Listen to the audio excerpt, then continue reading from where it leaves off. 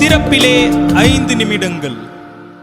கிறிஸ்துவுக்குள் மிகவும் பிரியமான என் அன்பு சகோதர சகோதரிகளே, இன்றைக்கும் திறப்பிலே 5 நிமிடங்கள் என்கிற இந்த ஜெப நேரத்தில் என் அன்பு சகோதர சகோதரிகள் உங்கள் அனைவரோடு கூட இணைந்து ஜெபிக்க கர்த்தர் பாராட்டின கிருபைக்காக ஆண்டவர் நன்றி செலுத்துகிறேன். இன்றைக்கும் ஒரு முக்கியமான காரியத்திற்காக நாம் அறிந்து கொண்டு ஜெபிக்க இருக்கிறோம். கடந்த நாளிலே கொல்கத்தாவில் நடைபெற்ற ஒரு மிகப்பெரிய கொடூரமான பயிற்சி மருத்துவருடைய கொலையை அடுத்து ஒரு ஷாக்கிங்கான அறிக்கை ஒன்று வெளியிடப்பட்டிருக்கிறது. அதன்படி பார்க்கும் பொழுது சுமார் 151 எம்எல்ஏக்கள் மற்றும் எம்பிக்கள் பெண்களுக்கு எதிரான குற்றங்களில் ஈடுபட்டுள்ளதாக அவர்கள் மீது வழக்கு பதிவு செய்யப்பட்டிருக்கிறது என்பது கண்டறியப்பட்டிருக்கிறது. அதிலே 16 பேர் குறிப்பாக பாலியல் வன்கொடுமை வழக்குகளில் குற்றவாளிகளாக தீர்க்கப்பட்டிருக்கிறார்கள் என்பதும் குறிப்பிடத்தக்க ஒரு காரியம். இதை குறித்த செய்தியை நான் உங்களுக்காக வாசிக்க விரும்புகிறேன்.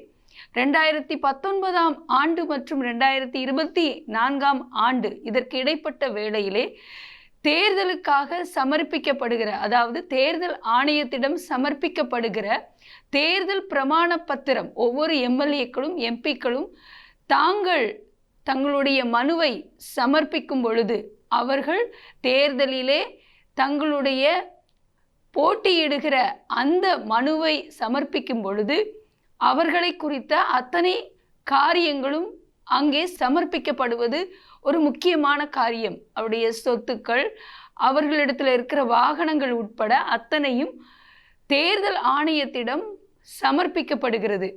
அந்த வகையில் அவர்கள் மீது வழக்குகள் பதிவு செய்யப்பட்டால் அதுவும் அவர்கள் அங்கே அறிவிக்கப்பட வேண்டிய ஒரு காரியமாக இருக்கிறது. அந்த வகையிலே சுமார் 16 பேர் இப்படி பாலியல் வன்கொடுமையில் ஈடுபட்டதாக சொல்லி குற்றவாளிகளாக தீர்க்கப்பட்டவர்கள் என்பது குறிப்பிடத்தக்க காரியம்.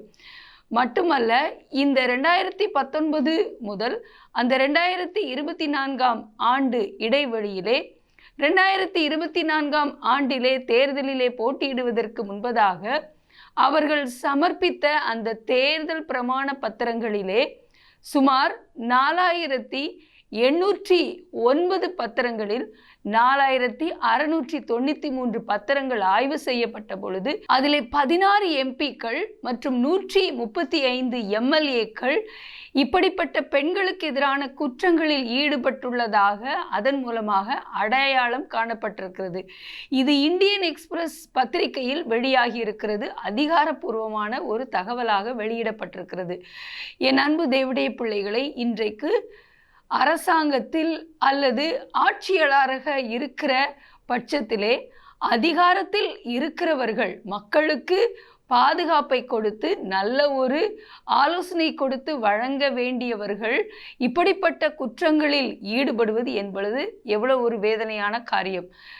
தேசத்திலே ஒரு குற்றம் நடக்கிறது, ஒரு கொடூரமான சம்பவங்கள் நடக்கிறது என்றால் அதை தட்டி கேட்கும்படியாகவும் அதற்கெதிரான சட்டங்களை கொண்டு வரும்படியாக நியமிக்கப்படுகிறவர்களே இப்படிப்பட்ட குற்றங்களில் ஈடுபட்டால் எப்படி மக்களுடைய பாதுகாப்பு உறுதி செய்யப்பட முடியும்?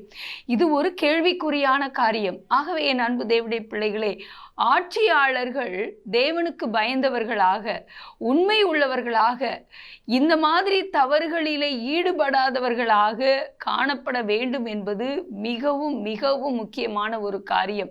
ஆகவே வரும் நாட்களிலே ஆட்சியாளர்கள் இப்படிப்பட்ட குற்றங்களில் ஈடுபடுகிறவர்கள் எந்த விதத்திலும் தேர்தலில் போட்டியிட அனுமதிக்கப்படக்கூடாது. அதற்குரிய சட்டங்களும், தவறு செய்கிறவர்கள் யாராக இருந்தாலும் அவர்கள் தண்டிக்கப்பட வேண்டும். எப்படி வெளிநாடுகளில் ஆட்சியாளர்கள் தவறு செய்தாலும் அவர்களுக்கும் கடுமையான தண்டனைகள் கொடுக்கப்படுகிறது. ஆகவே நம்முடைய தேசத்திலே சட்டங்களிலே பலவிதமான குளறுபடிகளும் பலவிதமான அவர்கள் தப்பித்துக் கொள்வதற்கான போக்குகளும் இருக்கிறபடியினாலே எளிதாக பணம் கொடுத்து பதவியில் இருக்கிறவர்கள் இந்த மாதிரி தவறுகளில் இருந்து தப்பித்து கொள்ள இயலுகிறது. ஆகவே வரும் நாட்களில் இது தப்புவிக்கப்பட வேண்டும், இது தடுக்கப்பட வேண்டும். என் அன்பு தேவனுடைய பிள்ளைகளே, இதை குறித்த செய்தியை இந்தியன் எக்ஸ்பிரஸில் இருந்து டெய்லி ஹண்ட் அந்த செய்தி தொகுப்பிலே அது வெளியிடப்பட்டிருக்கிறது. அதை நான் உங்களுக்காக வாசிக்க விரும்புகிறேன். 151 எம்பிக்கள் மற்றும் எம்எல்ஏக்கள் தங்கள் தேர்தல் பிரமாண பத்திரங்களில் பெண்களுக்கு எதிரான குற்றங்களில் ஈடுபட்டுள்ளதாக தெரிவித்துள்ளனர். இது போன்ற வழக்குகளை எதிர்கொள்ளும் சட்டம் இயற்றுபவர்கள் அதிக எண்ணிக்கையில் மேற்கு வங்கத்தில் இருப்பதாக தேர்தல் உரிமைகள் அமைப்பின் சமீபத்திய அறிக்கை தெரிவித்திருக்கிறது. அறிக்கைக்காக ஜனநாயக சீர்திருத்தங்களுக்கான சங்கம் 2019 மற்றும் 2024க்கு இடைப்பட்ட தேர்தல்களின் போது இந்திய தேர்தல் ஆணையத்திடம் சமர்ப்பித்த 4809 எம்பிக்கள் மற்றும் எம்எல்ஏக்களின் பிரமாண பத்திரங்களில் 4693 ஆய்வு செய்தது. பெண்களுக்கு எதிரான குற்றங்கள் தொடர்பாக வழக்குகளை எதிர்கொண்டுள்ள 16 எம்பிக்கள் மற்றும் 135 எம்எல்ஏக்களை இந்த அமைப்பு அடையாளம் கண்டுள்ளது. பெண்களுக்கு எதிரான குற்றங்கள் தொடர்பான குற்றச்சாட்டுகளை எதிர்கொண்டுள்ள தற்போது எம்பிக்கள் மற்றும் எம்எல்ஏக்களாக உள்ள 25 பேர்களுடன் மேற்கு வங்கம் முதலிடத்தில் இருக்கிறதாம். அடுத்தது ஆந்திர பிரதேசத்தில் 21 பேர் இருக்காங்களாம். அடுத்தது ஒடிசாவில் 17 பேரும் இருக்கிறார்கள் என்று பயிற்சி மருத்துவர் பாலியல் வன்கொடுமை செய்து கொலை செய்யப்பட்டதாக கூறப்படும் நாடு தழுவிய போராட்டங்களுக்கு மத்தியில் வந்துள்ள அறிக்கையின்படி மேற்கு வங்கம் முதலிடத்தில் இருக்கிறது. கொல்கத்தாவில் உள்ள ஒரு அரசு மருத்துவமனையில் மற்றும் தானேயில் 2 குழந்தைகளுக்கு பாலியல் வன்கொடுமை நேரிட்டிருக்கிறது. அறிக்கையின்படி தற்போது எம்பி அல்லது எம்எல்ஏவாக 16 பேர் பாலியல் வன்கொடுமை தொடர்பான வழக்குகளில் இந்திய தண்டனை சட்டம் ஐபிசி பிரிவு 378 கீழ் தண்டனை பெறும் நிலையில் உள்ளனர். இது குறைந்தபட்சம் 10 ஆண்டுகள் சிறை தண்டனை மற்றும் ஆயுள் தண்டனை வரை நீட்டிக்கப்படலாம். இவர்களில் 2 எம்பிக்கள் 14 எம்எல்ஏக்கள் ஆகும். என் அன்பு தேவனுடைய பிள்ளைகளே, ஒரு முக்கியமான செய்தியை வாசிக்க கேட்டிருக்கிறோம். இதற்காக கருத்தாக ஜெபிக்க போகிறோம். ஆளுகையில் உள்ளவர்கள் இப்படிப்பட்ட குற்றங்களில் ஈடுபடுவது தடுக்கப்பட வேண்டும். அதற்கும் கடுமையான சட்டங்கள் வரை திருத்தங்கள் கொண்டு வரப்பட வேண்டும். நாம் ஜெபிக்கிற ஜெபம்தான் இதையெல்லாம் கண்டறிய கர்த்தர் கிருபை செய்து கொண்டிருக்கிறார். ஆகவே ஒரு சீர்திருத்தம் தேசத்தில் உண்டாக வேண்டும். பெண்களின் பாதுகாப்பு உறுதி செய்யப்பட வேண்டும். தேசத்தில் எந்த விதமான கொலை கொள்ளை போன்ற சம்பவங்கள் நேரிடும் போது அதற்கெதிரான தடுப்பு சட்டங்கள் இன்னமும் ஜனங்களை பாதுகாப்பதற்காக கூடுதலாக அமைக்கப்பட வேண்டும். ஜெபிக்கலாமா?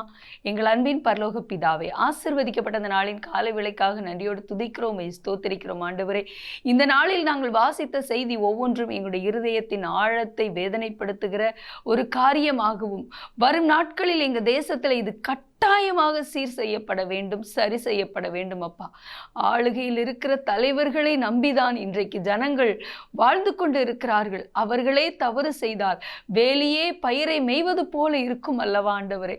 தகப்பனே, யார் எங்களுக்கு நல்ல பாதுகாப்பை கொடுக்க முடியும் என்று சொல்லி அவர்களை நம்பி மக்கள் இருக்கும் பொழுது அவர்களே தவறு செய்வதற்கு முழு உடந்தையாக காணப்பட்டால் ஆண்டவரே, யாரிடத்திலே ஜனங்கள் போவார்கள்? ஆண்டவரே தகப்பனை, நீர் நீதி செய்கிற தேவன். ஆண்டவரே தகப்பனை, ஆளுகையில் இருக்கிற ஒவ்வொருவர் மீதும் கர்த்தருடைய ஆளுகை கடந்து வருவதாக என்று ஜெபிக்கிறேன். இப்படிப்பட்ட குற்றத்தில் ஈடுபடுகிறவர்கள் இனி வரும் நாட்களில் எந்த விதத்திலும் தேர்தலில் போட்டியிடவோ ஆட்சியாளராக இருக்கவோ அனுமதிக்கப்படக்கூடாது என்று நாங்கள் ஜெபிக்கிறோம். ஆண்டவரே, இப்படிப்பட்ட காரியங்களை செய்கிறவர்கள் அவர்களுக்குள்ளே ஒரு குற்ற உணர்வுள்ள இருதயம் உண்டாகட்டும். எங்களுடைய ஜனங்கள் பாதுகாக்கப்பட, குறிப்பாக பெண்களுக்கு எதிரான குற்றங்களில் ஈடுபட்ட ஒவ்வொருவரும் கண்டுபிடிக்கப்பட்டு ஆண்டவர் வரும் நாட்களில் தடை செய்யப்பட ஜெபிக்கிறோம்.